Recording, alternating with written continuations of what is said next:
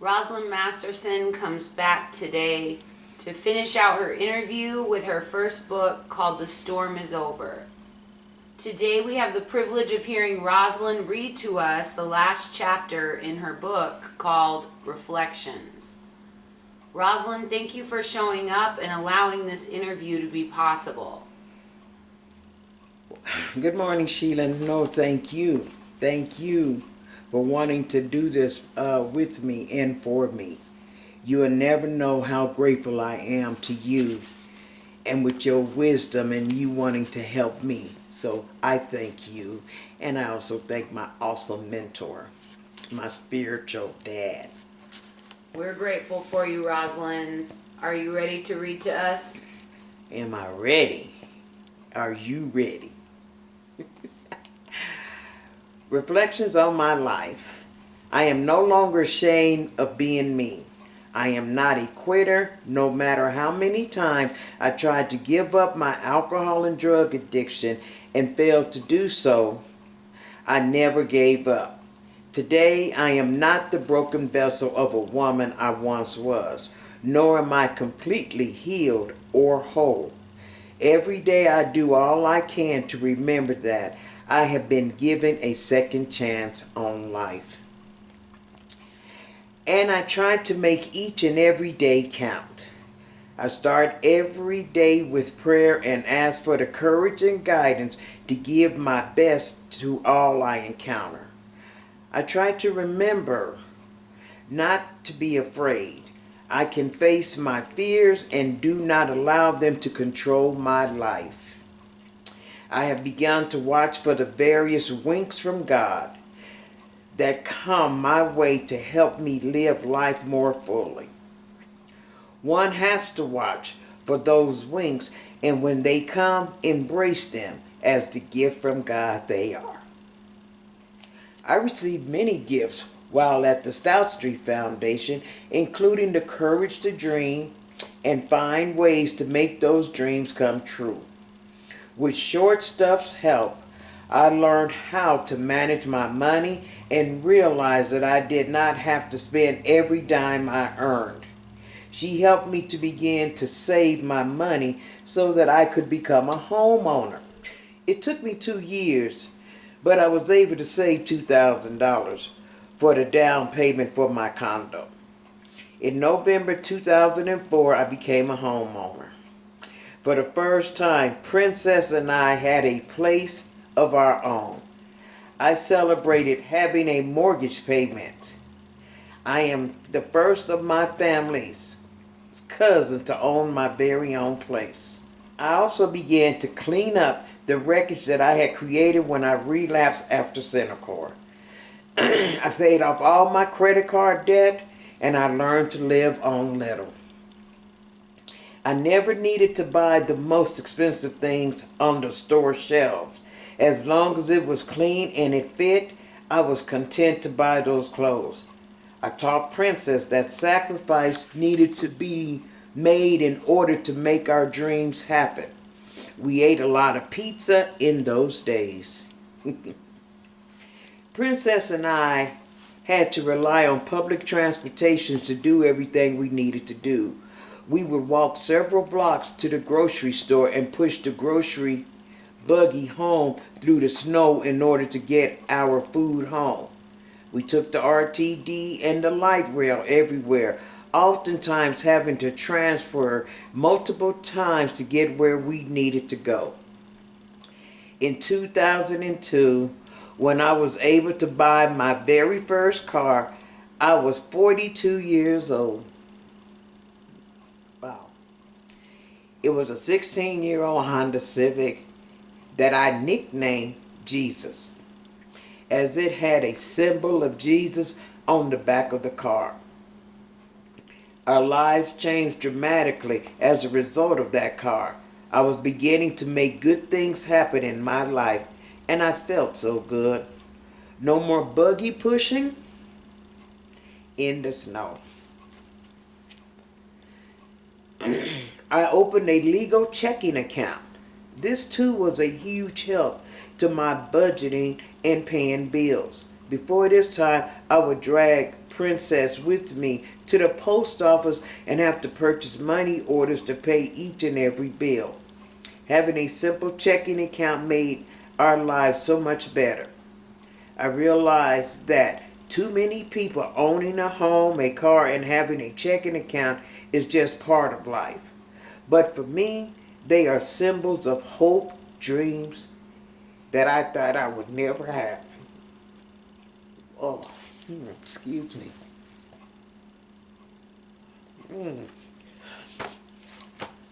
Ooh-wee. Excuse me. I have learned to take nothing for granted. Each is a blessing to my beautiful daughter and me. I worked at the Stout Street Foundation as an addiction counselor for 2.5 years. While working there, I received an unexpected phone call from a gal who worked at Empowerment. They were in need of an addiction counselor for their pre-treatment and outreach program. I was once told one reason I had been as successful as I had been as a counselor is because I have walked the walk for the alcohol and crack cocaine addicts, I advised. I know their pain and sorrow. I know how hard it is to become clean and sober and stay that way. I know the storm in their lives firsthand. I knew of the empowerment program from my own experience. White Diamond came to the Colorado Women's Correctional Center in Canyon City when I was an inmate. I was accepted into her program in 1988. I was able to get a job working at a factory in downtown Denver as a result of the help I received from Empowerment. So when White Diamond at Empowerment offered me a job interview, I was delighted. After the interview, White Diamond had reminisced about our previous connections years ago. White Diamond remembered vaguely, but I think she knew how much I wanted to become part of her staff to help other women, the way I had been helped. I was hired in 2004 as an addiction counselor. I love my work at Empowerment. What gets me up and going every single day is to suit up and show up. I never know who is going to walk through my door and allow me to reach out and touch them. I never knew which broken woman's life I may make a difference on any given day. Women helping women is what my job was all about. If I can save just one woman from going through life the way I did for so many years, I will have lived a full life. My job funded by the SAMHSA grant. The grant runs for 5 years. I am not sure what become of my job when the 5-year period is up, but I am neither worried nor afraid as I have learned to trust in God and that all will be well. I have become quite good at my job, and even though I may be loud, I make a difference each day. I have participants who have learned to respect what I have to say to them because they know I have journeyed down their very same road. I try to listen with open ears and good heart so I can really hear what they have to say.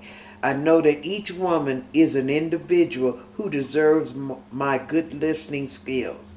I also know that when I tell it like it is and to call the women on their poor choices, it was only when I was held accountable that I was able to become a responsible person who had the power to make good life choices. I strive to be the most compassionate, open-minded counselor that I can be. In May of 2007, I moved from my condo to my own house. It has a little backyard with green grass. I have a finished basement and a garage. I love my house. It is all mine. When I owned my condo, I thought I was something. But now that I own an actual house, I feel like I have died and gone to heaven. Life continues to treat me very well. I would one day like to open my own agency for women. It would be a place where healing begins. It would be a place where women could get their lives back together. The goal would be for women, helping women to do life well. The doors would always be open, but participants would need to work for their grocery vouchers and the bus tokens given to them. They could not just come with their hands out and not do anything for the help they would receive. It would be a place where women could heal at their own pace. My philosophy would be based on the Bible. It would not be hardcore, only gentle influence on the women so they could learn to know God. I believe we all have a basic fundamental ideal of who God is. I believe God exists and his strength comes from inside me. Also, God never closes the door on any of us. We are all his children, whom he adores and longs for us to succeed in life. I would not push any of my beliefs down anyone's throat. I only long to show others what I found and how God saved my life. My agency would be one I would wish to run without all the bureaucracy. I think sometimes things just take too long and are far too complicated. All women ought to be free to be who each of us is meant to be without any strings attached. We each have different gifts and talents just waiting to be tapped into. We are all like the women at the well who met Jesus one day long ago. He told her everything she ever did and still loved her for who she was. In his acceptance of her as she was, she came to believe and she brought others to believe too. He changed her whole life because he loved her and did not judge her. That was the role model on which I would build my agency. Loving people. I would name my agency the Coco Center. My beloved son, all Coco ever wanted for me was to get well. He taught me how to love and support those we care for without being judgmental. He tried so hard never to give up on me. My center would be my living testimony to Coco that he was right about me. I persevered and got it right in the end. I would want Coco to know that about me. I never gave up. I would have an on-site daycare so that the women would not have to worry about where their big precious babies were while they worked on healing. I long for each mother to be a virtuous mother, a mother who loves and cares for her child. No matter how often we fail as a mother, we must never give up. Mothers need to care for and parent their children. They should never run away from their children, no matter how difficult and overwhelming life can become. I was given a second chance with Princess, and it is a gift and an opportunity I long to encourage every mother to take. Parenting classes, GED classes, life skills, drug and alcohol counseling, and job skill classes would be some of the types of programs I would like to offer. I would hope I could find counselors who were skilled in listening to each and every participant. Genuine listeners were the ones who helped me the most on my long journey back. They heard me, did not judge, were compassionate, and believed in me. They also held me accountable for my decisions and actions, but they showed me a new way of living life. They were genuine mentors. I would need to go back to school and get my degree in human services as well as a degree in business management. It would be important to know how to manage the books and budget and write grants in order for me to be successful in running my own center. I love school and learning. I have developed enough good, strong self esteem and confidence to know I could do these things even though I am entering my middle years of life. I am not afraid. I want to embrace life for all it has to offer and know I have experience I can offer to others. I have learned that it is okay to fall and fall again, but it is worth the risk in life to get back up each time and continue on life's way. I never gave up, and I have so many who never gave up on me. I am forever grateful that I found God and know that He has shown me how good life can be without drugs and alcohol. It is a conscious daily choice that I choose to remain drug and alcohol free. I made it, even though it has taken me far longer than I had hoped. I think Coco would be proud to know his mama is well, and she is devoting the rest of her life to helping other women to be healthy and clean as well. I made it, Coco. I made it.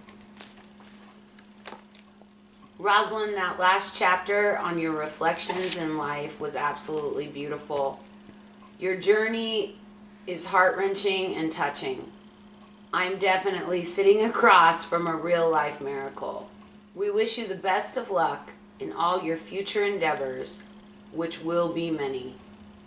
You have let us in on a little secret that you are in the process of writing a new book called Rainbows.